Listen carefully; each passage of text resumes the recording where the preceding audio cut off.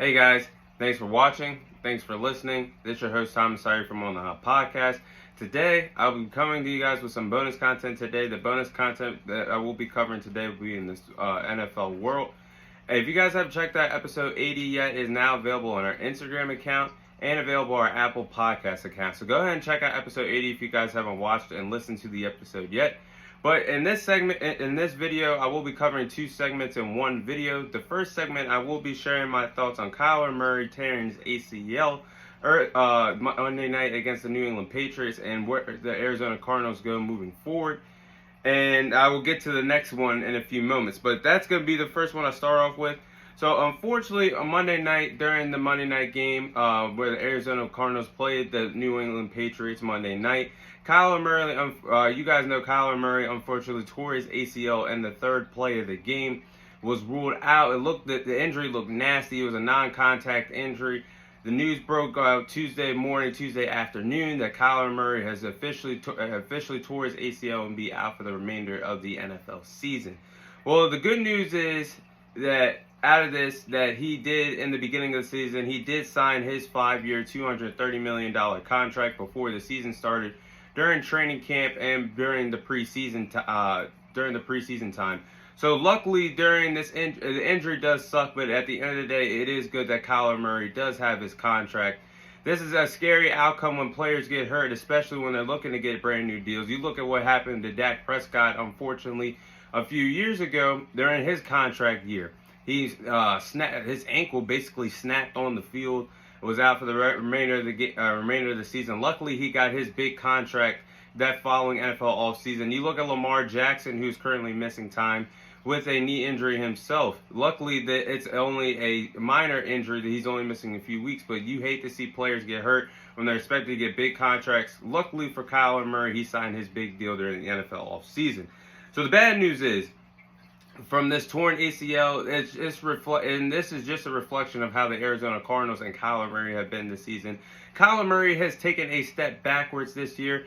When you sign a big contract, there's only two other guys. He's one of two other guys in the National Football League that have the luxury of saying they are a $230 million quarterback.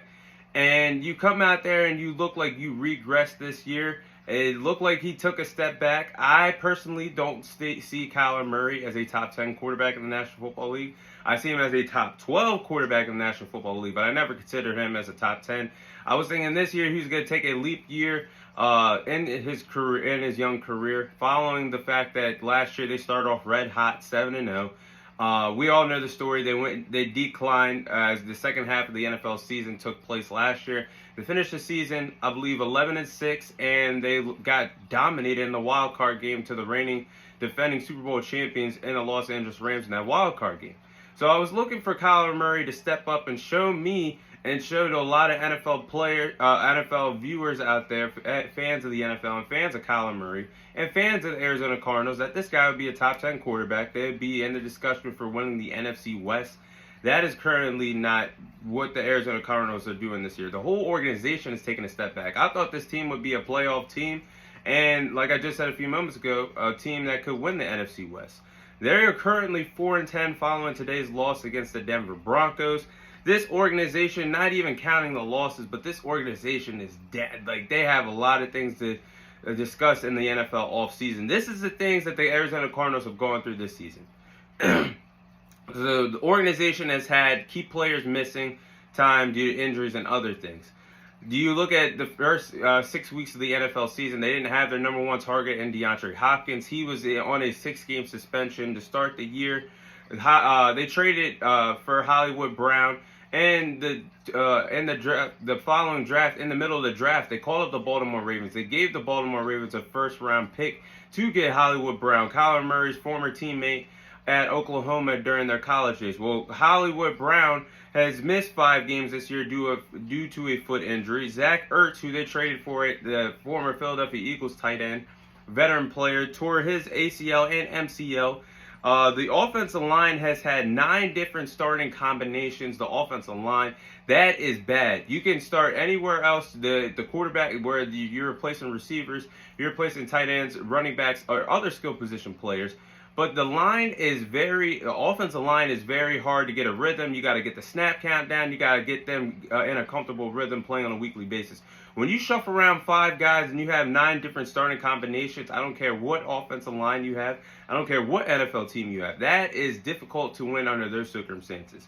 So 9 different combinations of the offensive line. Rondell Moore, their wide receiver, the speedy young wide receiver, placed on IR.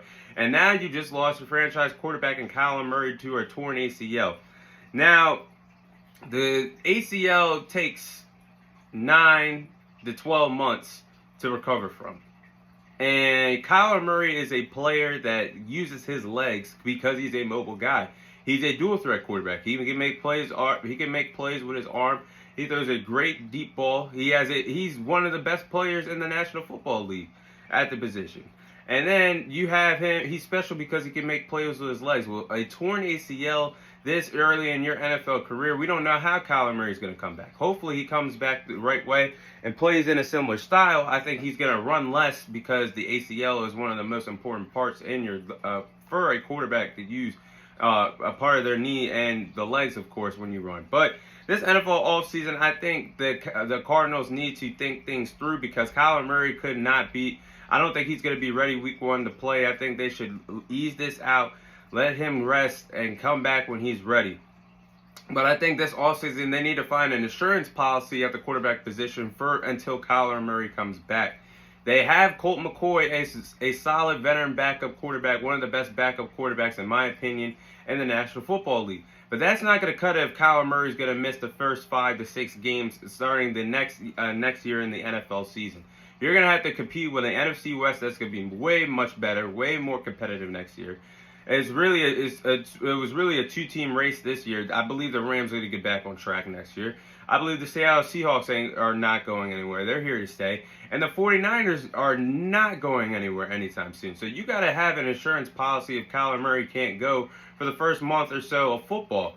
And I'm looking at these the free agents list at the quarterback position. You have Baker Mayfield that could go and get out and get him. They have Taylor Heineke that's going to be a free agent. Cooper Rush can be available for them as well. And Teddy Bridgewater.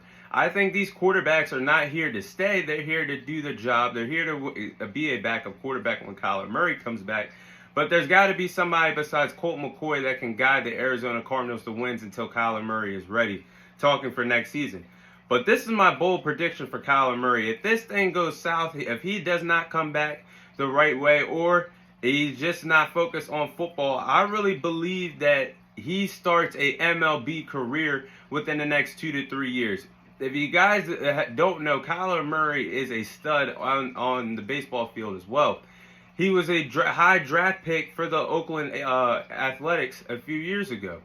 Top first round pick, I believe, 8th pick or 9th overall pick as a shortstop. And he could pick up his bags and go to a different sport and secure another big bag of $200 million or more, because that's how special he is as a baseball player. So that's my bold prediction about Kyler Murray. If Kyler Murray is not committed to the game of football, I only see, and he doesn't come back the same from this torn ACL, it's only a matter of time before he's going to go to the MLB. And you guys heard it first here. But that's my bold prediction for Kyler Murray. Hopefully he comes back 110% next year in the NFL season. Hopefully he can help the Arizona Cardinals get back on track. So the next segment, the final segment I will have in this video is, will Odell Beckham play football this season? And to me, I don't think Odell Beckham is going to play football this year. We're looking at week 15 right now. Currently, this is Sunday night, so we're really looking at the down stretch, the home run stretch, and the regular season. There's only 3 weeks left. Next week will be week 16, then week 17, then week 18.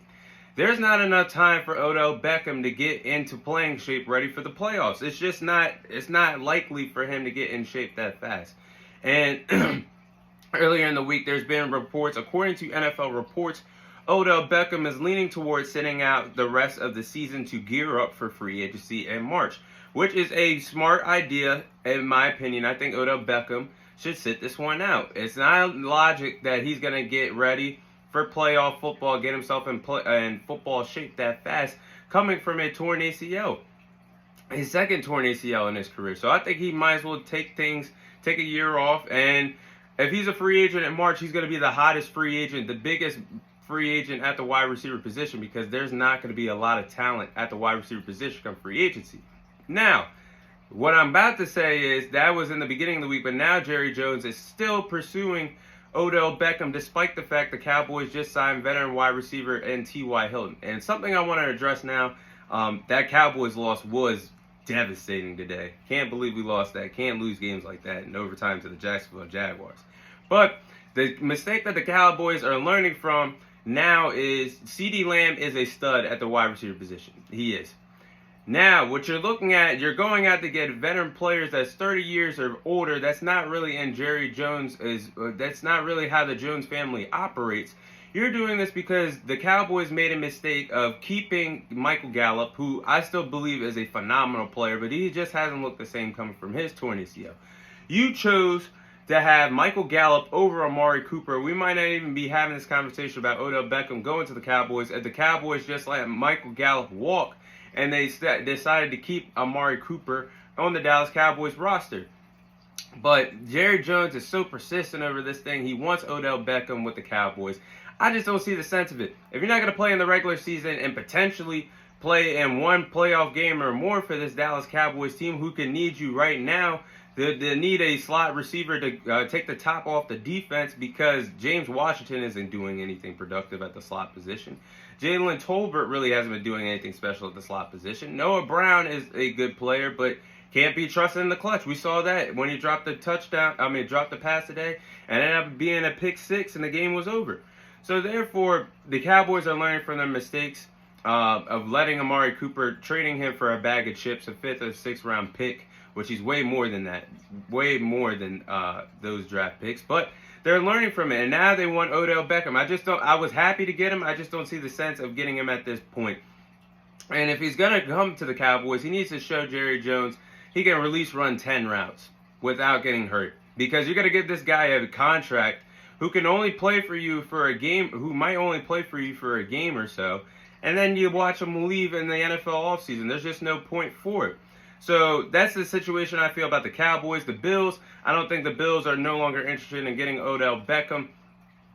We've seen them bring Cole Beasley out of retirement, former Tampa Bay Buccaneer, former Cowboy, former Bill as well, retired in the beginning of the season. They signed them to their practice squad. So I don't think they're going to be interested in getting Odell Beckham at the moment.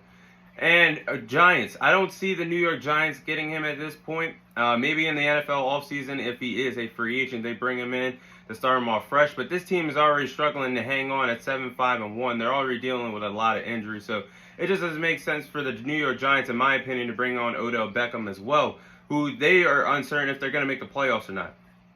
So to me, this is an unfortunate situation, because the NFL hyped Odell Beckham coming back in the National Football League. I hyped it up. NFL analysts hyped it up. And National Football teams hyped it up. He's acting like he's a Odell Beckham is honestly acting like he's a 5-star recruit, going with these team visits, doing whatever the heck he wants. He should be listening to teams of how he should be signed on the team. You're not going to do a workout. What do you mean not going to do a workout? You're 30 years old, coming off of your second torn ACL in your career. You need to do anything that these teams are asking you so you can get back on an NFL roster. Instead, Odell Beckham is doing his own thing, and this is just an unfortunate situation. The thing is, he was lying about saying he was ready, and you don't see a point in playing in the regular season. Well, you need to get reps down, no matter what. You can practice, but in game reps, you cannot practice in practice. You need to get in sync with your future quarterback. So it doesn't make sense what he's doing right now. And this whole thing, if he wasn't ready, he should have just said it from this jump. He should have just said it from the get-go. I'm not ready. I don't think I'll be ready until mid-January until the playoffs begin. But this thing was played out for months, and now we're seeing Odell Beckham is still currently not signed with a team. Hopefully he can come back and play at his normal self at the high level that I believe that he could still produce at. He's not a number one wide receiver at this point in his career. He's 30 years old, coming back off of his second torn ACL in his career. I think he's a wide receiver second wide receiver, or a slot wide receiver at best at this point in his career. So hopefully Odell Beckham comes back and shines like the world wants him to, and what I believe he can still produce at a high level. But that is all the time I have for you guys today. Thank you guys for watching. Thank you guys for listening. This is your host, Thomas Tyree, signing off. And I'll see you guys on next week's episode.